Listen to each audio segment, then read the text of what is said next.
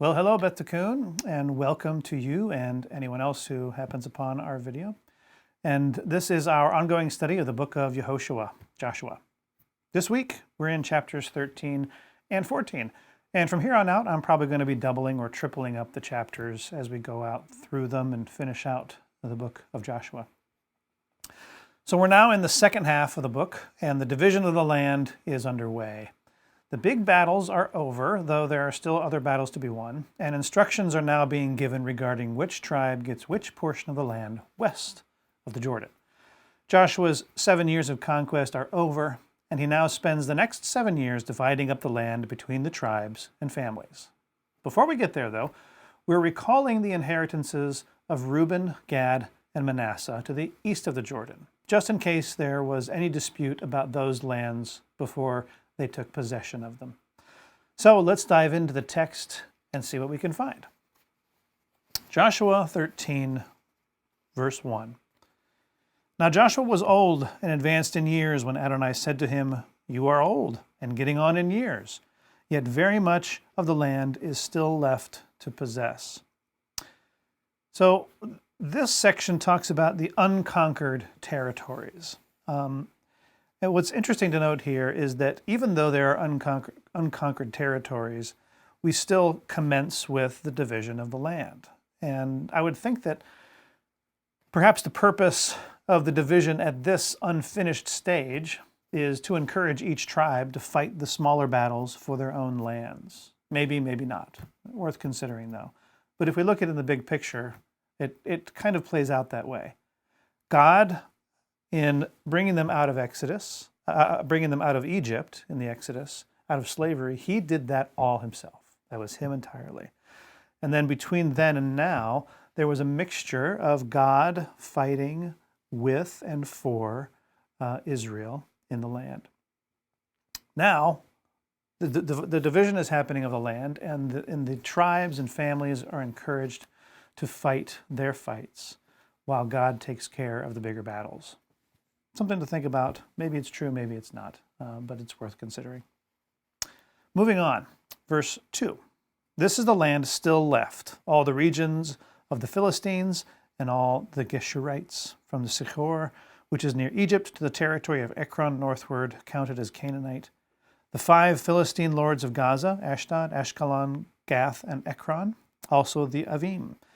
In the south, all the land of the Canaanites, from Mearah of the Sidonians to Aphek, as far as the border of the Amorites, the land of the Gibeonites, and all Lebanon toward the sunrise, from Baal-Gad at the foot of Mount Hermon to the entrance of Hamat. And verse 6, all the inhabitants of the hill country, from Lebanon to Misraphot Maim, all the Sidonians. I myself will drive them out from before Bnei Israel, only allotted to Israel for an inheritance, as I have commanded you. Here, God commits to assist Israel in completing the conquest of the land, but we read in Judges 2 that the Israelites declined to wage further wars of conquest. So this could have been completed, but was not, and not because God wasn't going to help. In the next section of chapter 13, that actually finishes it out, is the inheritance, recalling the inheritances of Reuben, Gad, and Manasseh. Again, this is something that had already been done by Moses before his death. And these 2.5 tribes had been with the rest of Israel this whole time, had come into Canaan with them, was fighting alongside them, and until now hadn't yet taken possession of their lands to the east. So verse 7 of 13.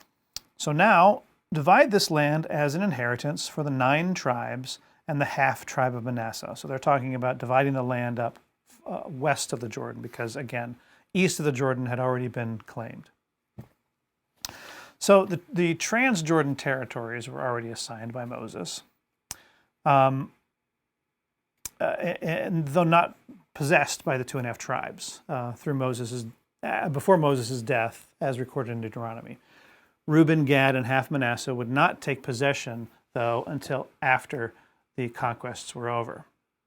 I think it's good to pause here and think about the difference between inheritance and heritage. Rabbi Sacks has a few words about this in his teaching on Parsha Pinchas, and it goes something like this.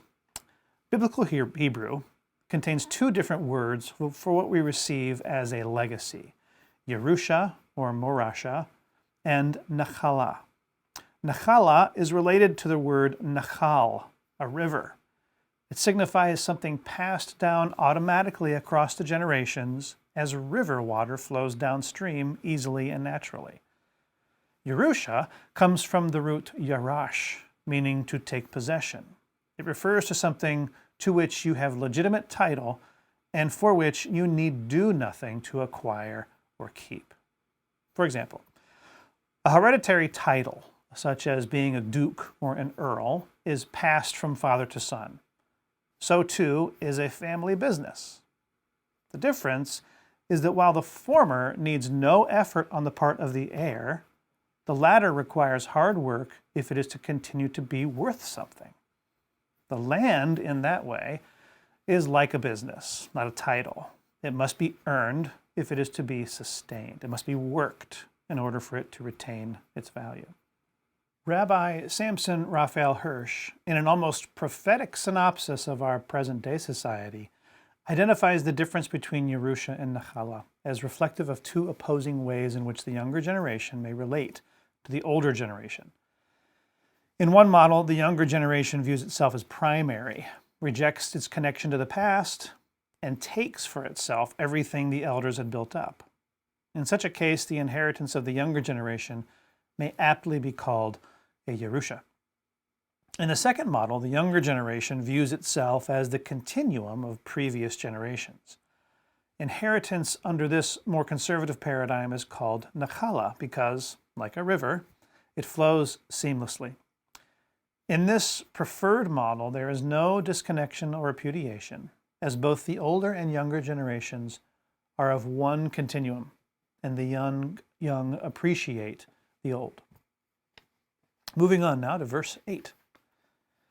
With the half-tribe, the Reubenites and the Gadites received their inheritance, which Moses gave them beyond the Jordan eastward, just as Moses, the servant of Adonai, gave them. Here we see the 2.5 tribes finally taking possession of their lands on the east side of the Jordan. It wasn't until this point that happened. The next several verses, finishing out the chapter from 13, verse 9 through to 33, is dividing up the territory. And I'm not going to read it all. You can read it. You can pause it and read it if you'd like. I will say this, though, that in verse 14 of chapter 13, I'll read that out loud. Only to the tribe of Levi he gave no inheritance, no nachala. The fire offerings of Adonai, God of Israel, are his nachala, as he spoke to him. So that the Levites' nachala is service to God and the teaching of his word. Pretty substantial. They didn't get something physical as an inheritance, but they got something that may be considered better. I'm sure is better, a spiritual nachala. Okay, so moving on down through chapter 13. And again, in verse 33, we see there that Adonai, God of Israel, is the Levites' nachala, is their inheritance, is the thing that they receive, that they are then to pass on down to the next generation. All right, chapters 14 through 19, we're not going to do all those, we're just going to do 14, but 14 through 19 are recording the inheritances of the tribes west of the Jordan. It takes all those chapters to go through all of the different tribes and where they have their possession in the land. So let's start in chapter 14, verse 1. Now these are the portions that Bnei Israel possessed in the land of Canaan, which Eleazar the Cohen and Joshua son of Nun and the heads of the ancestral houses of the tribes of Bnei Israel appointed to them. Their inheritance was by the lot, as Adonai had commanded by Moses' hand, for the 9 tribes and half-tribe. There is a fairness, I think, to the lots, the lottery. that is employed here, I believe, by divine design to quell any jealousy or bitterness between the tribes as the land is portioned out.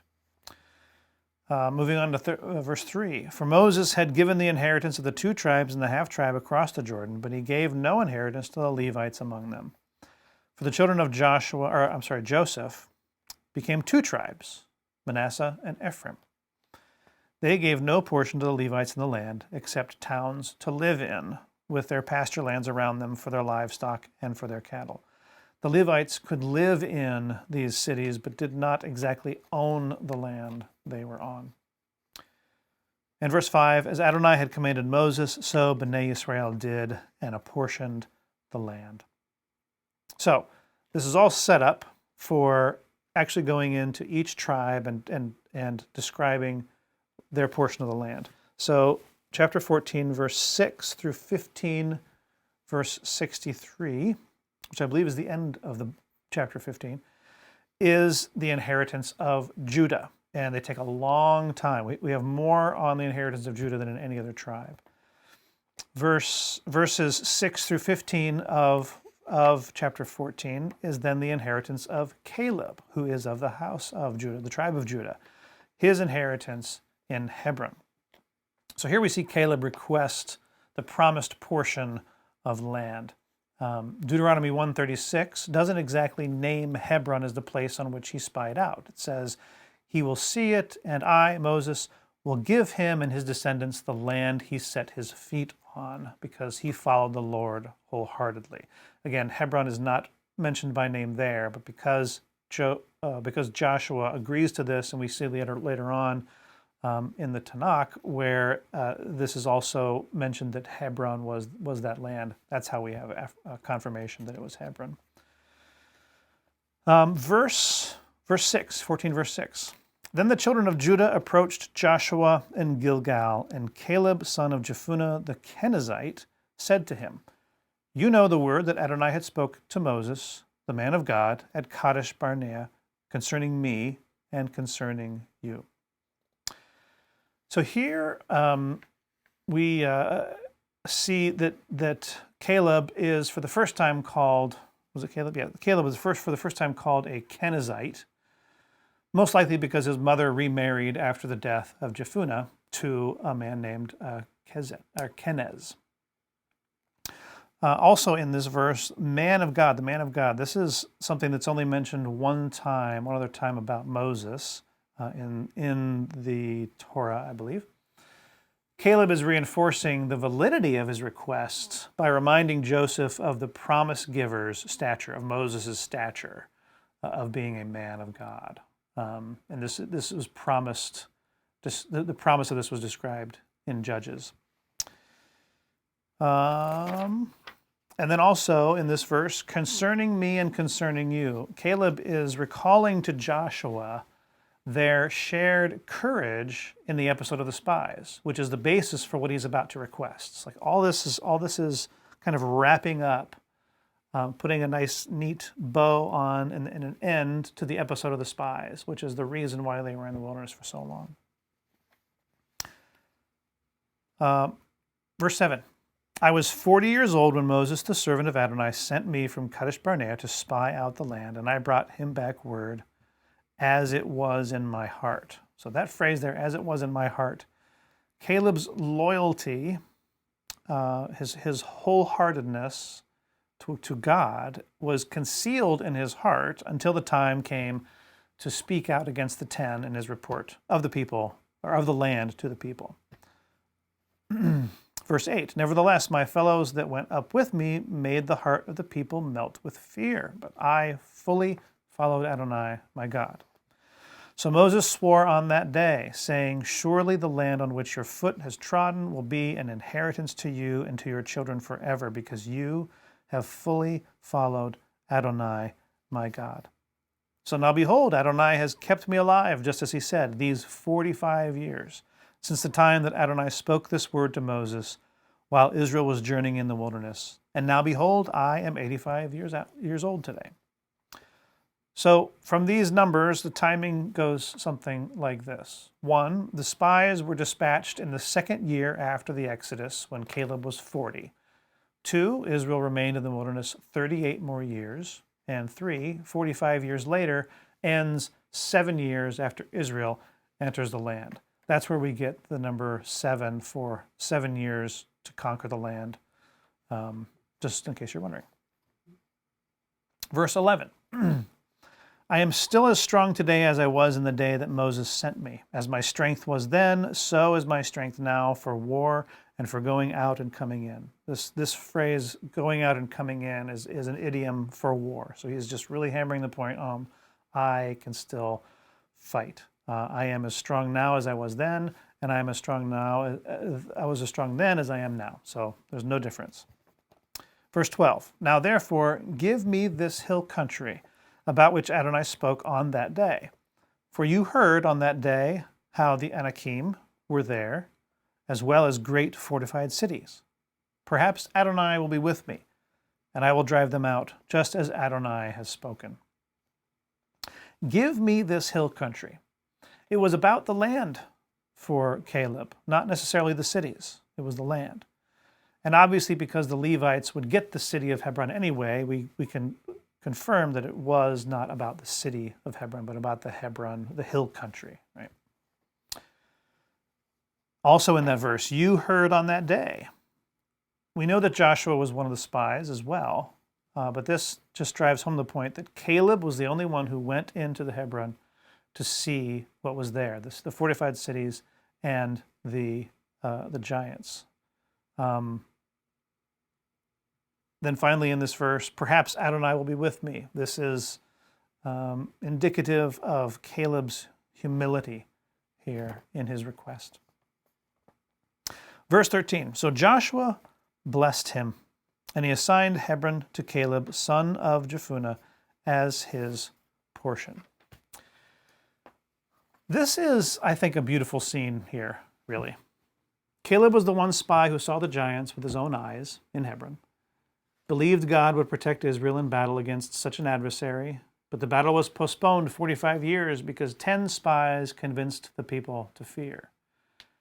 Caleb had been waiting a long time to demonstrate to the Israelites that his words concerning the land were sincere and that he truly believed in God's protection, for Hebron was the home of the giants. Caleb had unfinished business. Conquering the giants was still needed, and Caleb was raring to go. And something else to note here in this episode. There's an echo of a time when the tribal patriarchs were at peace with each other. Joshua is of the tribe of Joseph. Caleb, the tribe of Judah. There's a scene in the Torah when Prince Judah approached Prince Joseph, humbly with a request. This story of Caleb is a brilliant device to allow this Judah-Joseph reenactment to remind the people of the unity of the brothers at their best. In Genesis 44, Parsha Vayigash, there was humility, brokenness, forgiveness, and joy. None of this, I don't believe any of this, would have been lost on Joshua and Caleb as this was playing out here in Joshua. All right. Verse 14. Therefore Hebron became the inheritance of Caleb, son of Jephunneh the Kenizzite, to this day, because he followed Adonai, the God of Israel, fully. So more than once, Caleb is described as someone who is wholeheartedly following God. And of course, we know Caleb, Kalev, is related to a dog, right? And a dog being just wholeheartedly for his master, as Caleb was. Finally, verse 15.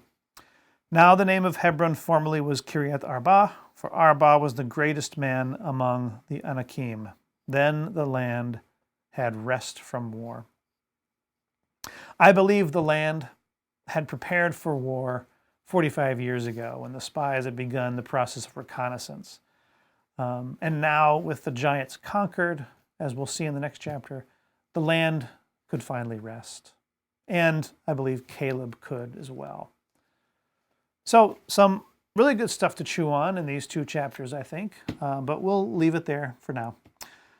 So until next week, may God bless you all, and may He make us into the kind of people who understand the difference between inheritance and heritage.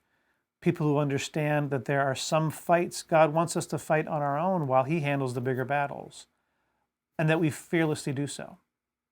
And may He make us people who get along with our siblings in the household of faith with humility, brokenness, forgiveness, and joy. Shalom.